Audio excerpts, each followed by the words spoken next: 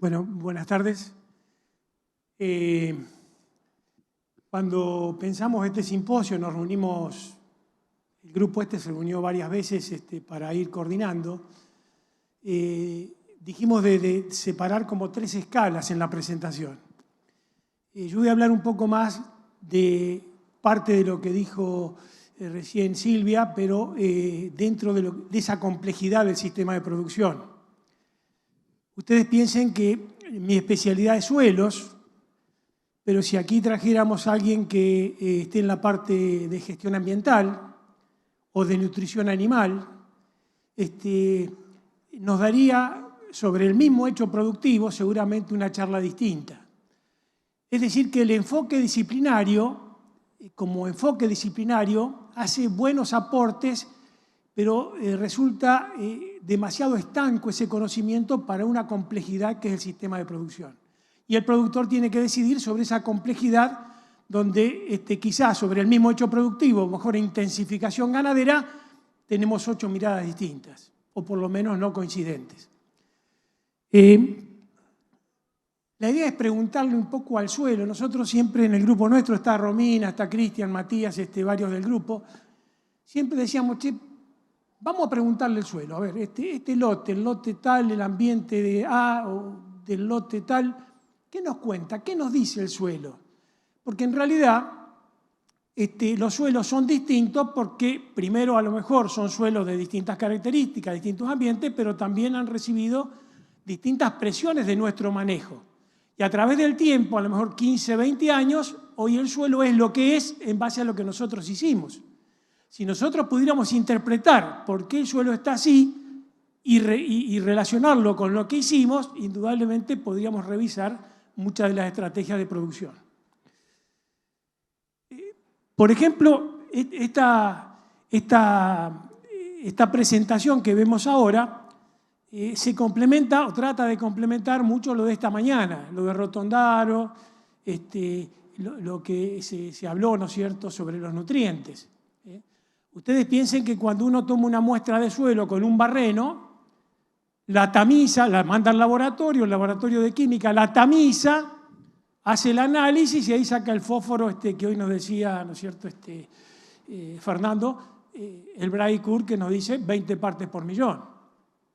Ahora, estos 2 suelos que vemos acá, un suelo de la derecha arriba, de color más oscuro, perforado por raíces, y un suelo de abajo, ¿no es cierto?, que es de la misma textura, pero un poquito más claro, quizás tiene menos materia orgánica, y donde uno lo abre ese agregado al medio y no hay raíces.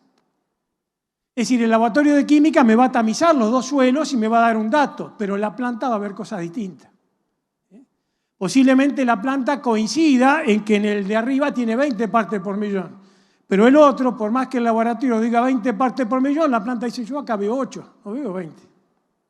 Entonces, esa es un poco la consecuencia de lo que nosotros hemos venido sumando con nuestro manejo.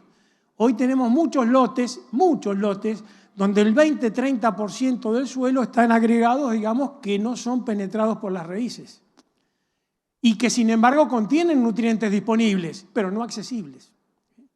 Entonces, estas son algunas cuestiones de las que queríamos de alguna vez comentar.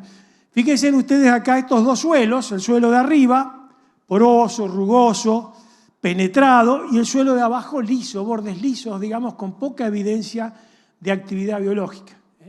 Poca evidencia, lo mismo, ¿no es cierto? Nos está mostrando lo mismo. Es decir, los nutrientes químicamente disponibles, ¿están accesibles realmente?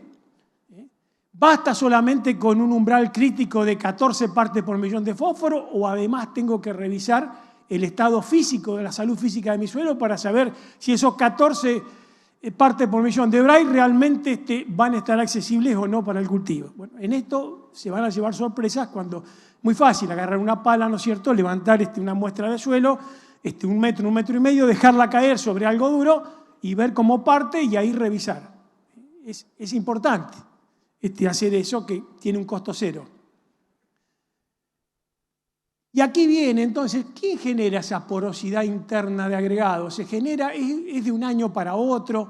Bueno, lo que vemos nosotros después de varios años que ha trabajado el grupo es el tema de las raíces, ¿no?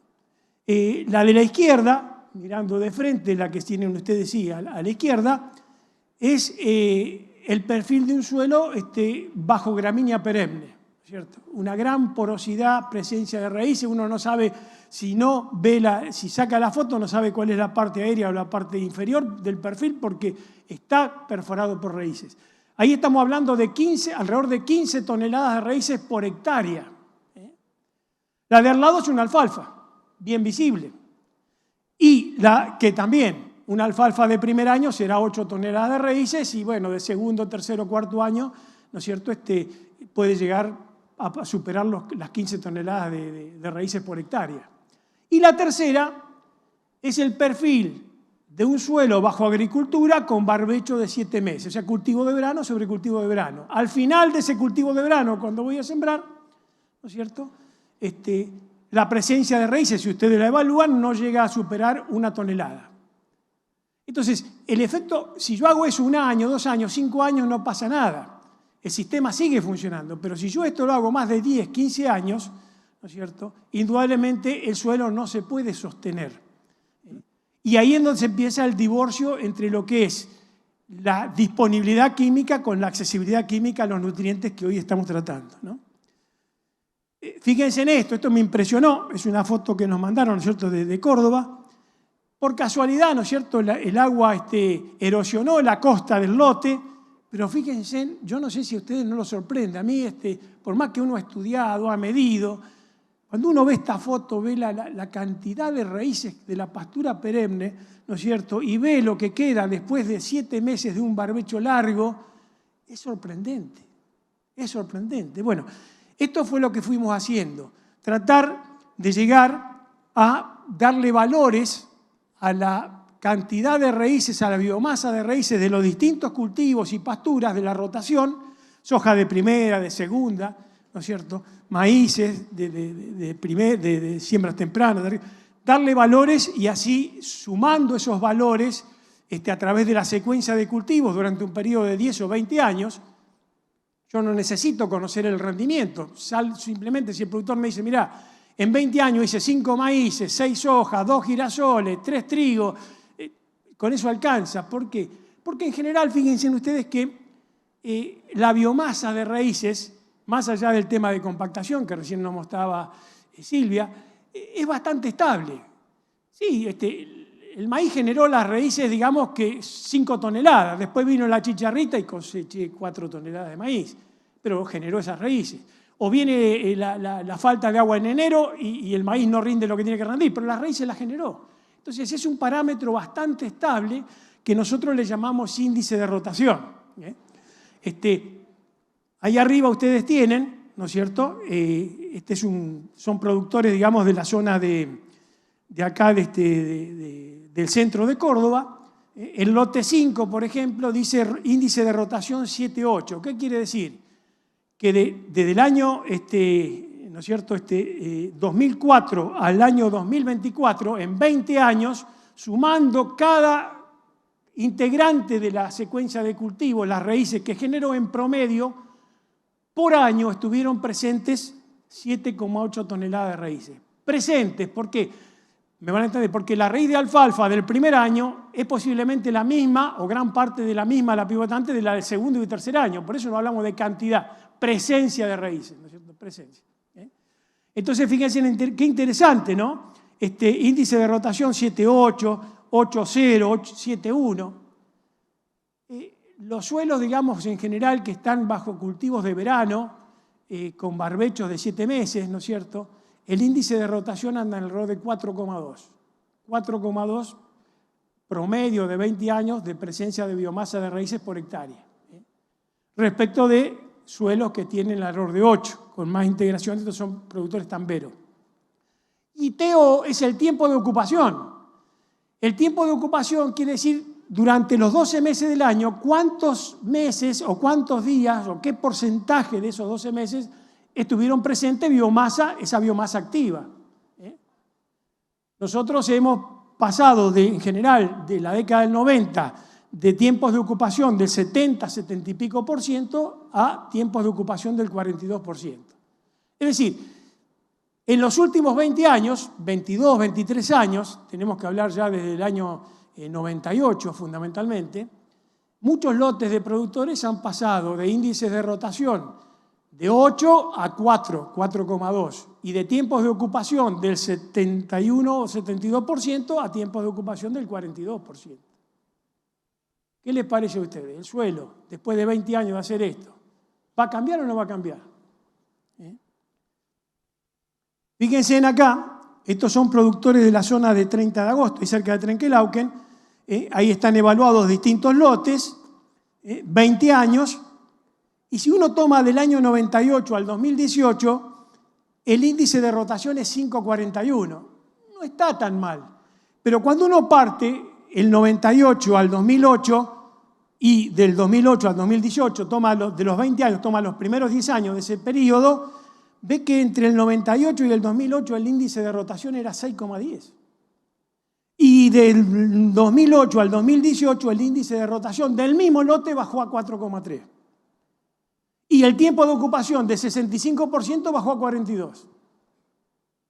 ¿Cómo vamos a mantener el acceso a los nutrientes si hemos bajado la biomasa, la presencia, la construcción de esa porosidad interna que nos hablaba Silvia, no solamente por cantidad de raíces, sino por tiempo de ocupación de esas raíces?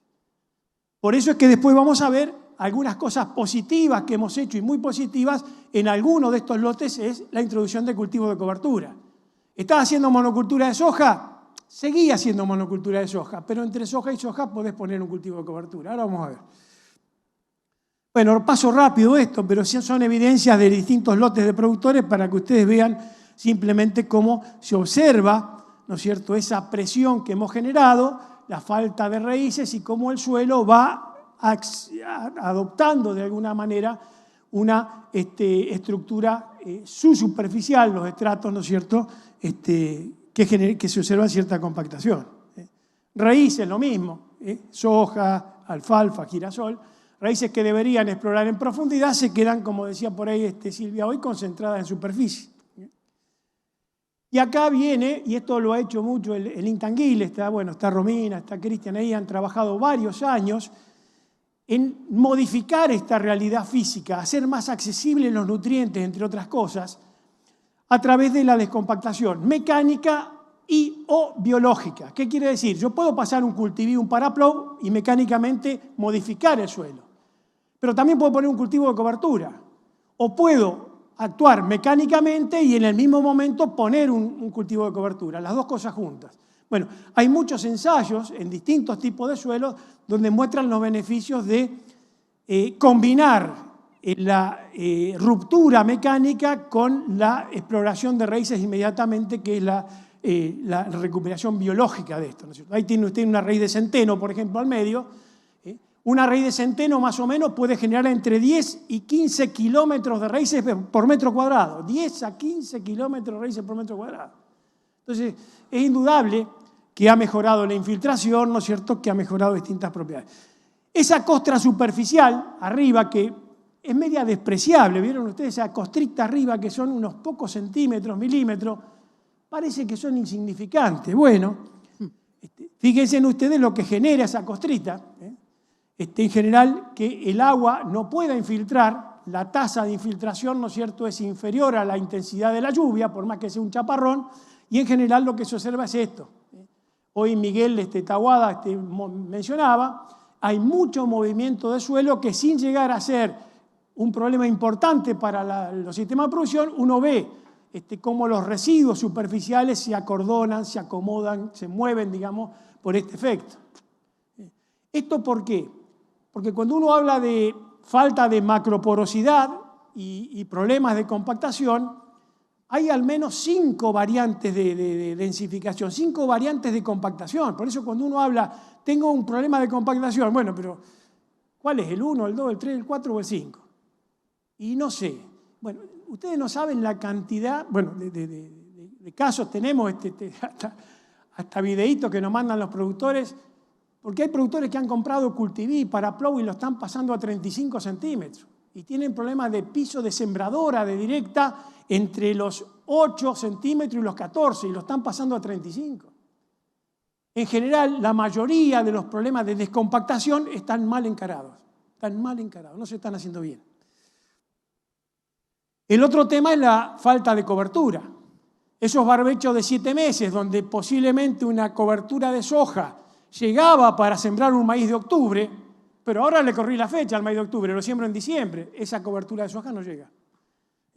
Fíjense lo que son La Pampa, Uriburu 2020, esa nube es suelo. Viedma se cortó la ruta 3, eso también es suelo. Simplemente lo mismo que pasa con la hídrica, decía Miguel, pasa con la eólica hoy. Y acá está la alternativa, ¿no es cierto? Tengo 7 meses de barbecho entre 2 cultivos de verano, por ejemplo, ¿no? Para hablar de uno de las secuencias de los sistemas de producción. ¿Y por qué no hago algo al medio? Hay radiación, llueve, todos los días está mineralizando la materia orgánica y poniendo nutrientes disponibles que nadie lo utiliza durante 7 meses. ¿Por qué no lo uso? Y trato de mitigar un conflicto que lo tengo, lo voy a tener en mi sistema de producción. Entonces acá, esto también es Córdoba, pero simplemente para mostrarle, este campo no tenía problemas de erosión eólica y no necesitaba el cultivo de cobertura. Pero ¿qué pasó? En ese rastrojo de soja, en vez de hacer el maíz de octubre, pasó a maíces de diciembre. La cobertura de soja no llegó hasta diciembre. ¿Qué pasó? Se voló el campo. Entonces, ¿qué le pido a ese cultivo de cobertura que está ahí? Quiero hacer maíces de diciembre sobre soja, sin que se me vuele el campo. ¿Y cómo debe ser ese cultivo de cobertura? Ahí sencillito. Un centeno, 2.500 kilos de materia seca y listo, ya está. Porque eso es lo que le estoy pidiendo. No le pido que me aumente el carbono, ¿no es cierto? No, le estoy pidiendo, quiero que no se me vuele el campo y sembrar 2 meses más tarde el maíz sobre antecesor soja sin que se me vuele el campo. Bueno, de esta manera hay 20 objetivos distintos más o menos por los cuales uno puede hacer un cultivo de cobertura. O sea que hay 20 situaciones donde se generan conflictos u oportunidades donde yo debo elaborar distintas estrategias de cultivo de cobertura. Así como no hay una compactación, no hay un cultivo de cobertura. Podríamos hablar mucho de esto. El otro tema, que también está Cristian acá, que ha trabajado mucho, es el tema de que las napas a veces no son tan buenas, como ven en la foto del medio, ascienden y junto con las napas ascienden las sales. Y muchas veces ese ascenso de napa lo veo a la cosecha de una soja ya por abril, mayo. Y yo voy a sembrar en diciembre el maíz sobre esa soja. ¿Qué hago con esa napa? No hago nada, dejo que llueva y que la lluvia me siga levantando la napa, pongo un cultivo de cobertura para que me consuma el agua, me genere cobertura, me evite el ascenso de la napa y poder llegar con un suelo más deseable a sembrar ese maíz. ¿Se dan cuenta las oportunidades? Y después está toda la alternativa que también ha generado el grupo de Cristian y productores, que algunos están acá, de la siembra de surco abierto en suelos, digamos, que antes prácticamente no se abordaban y hoy se están trabajando. Ha crecido otro problema que ha crecido mucho, la salinización. Los suelos con problemas de sales han aumentado en general, la superficie de suelos afectados por sales ha aumentado, ¿no? Es otra problemática recurrente de los productores, ¿no? Bueno, lo mismo, simplemente, ¿no es cierto?, abrir una calicata y ver que el suelo... Nosotros siempre decimos, abramos una calicata y nos vamos, no miremos nada, a los 10 días volvemos. ¿Qué vamos a ver a los 10 días que volvemos? Esto. Si la miramos ahí mientras abrimos la calicata, no vemos nada. ¿Por qué? Porque todavía el suelo no se expresó frente al ambiente. Fíjense qué interesante, como si yo abro la calicata, los dos suelos tendrían la misma foto. Si yo lo dejo 10 días, fíjense cómo aparece esa diferencia entre perfiles en cuanto a lo que tengo abajo. Este es un tema que lo charlamos también. Acá está, cada uno de esos puntitos son lotes de productores, cada uno de esos puntitos que está ahí negro. Lo que tenemos ahí es la relación entre materia orgánica y arcilla más limo de cada lote de productor. Ustedes ven que en general, a medida que tengo más arcilla más limo, puedo acumular más agua, generar más rendimiento y que se transforma en mayor materia orgánica. Y el suelo puede, a medida que tiene más arcilla, fundamentalmente secuestrar o guardar más carbono. Ahora, el primer problema que teníamos, y recién anteriormente se habló sobre indicadores, es que en general los indicadores individuales, solos, aislados, no dan buena información. La materia orgánica, fíjense ahí, tienen 3 valores de materia orgánica iguales. El azul 2% de materia orgánica, el del medio rojito 2% y el verde 2%. Si uno dice, como materia orgánica, los 3 lotes tienen la misma materia orgánica, deberían ser iguales. Sin embargo, para un suelo con 20% de arcilla más limo, el azul es mucha materia orgánica, está por encima, está pasado de materia orgánica. El rojo está en un valor medio y el verde, dice el suelo, está degradado. Y sin embargo, la materia orgánica total es la misma. Por eso, en general, ustedes van a ver que en general hemos dividido estos valores de materia orgánica, S2, 2 y 2, sobre arcilla más limo y obtenemos lo que se llama el índice de materia orgánica, el limo. Ahí, en esta, ya termino, me falta una más, ahí hemos representado el valor de fósforo disponible, Bray, como decía Fernando, en el eje de las I ahí, de 0 a 60 partes por millón, y abajo hemos representado el índice de materia orgánica. ¿Cuánta materia orgánica tengo por unidad de arcilla más limo? Y hay un valor ahí, 4,5, que es el que hemos tratado, digamos, de alguna manera, hemos verificado que funciona como umbral. En general hemos hecho varios trabajos, ensayos, donde por debajo de 4,5 en general los suelos son muy sensibles a compactarse. Esto de controlar el rodado, las huellas, si siembro o lo piso en junio, ahora cuando voy a sembrar el trigo, voy en octubre y todavía la huella está. Entonces, y por encima de 4,5 tengo, digamos, situaciones mejores de materia orgánica por arcilla más lima.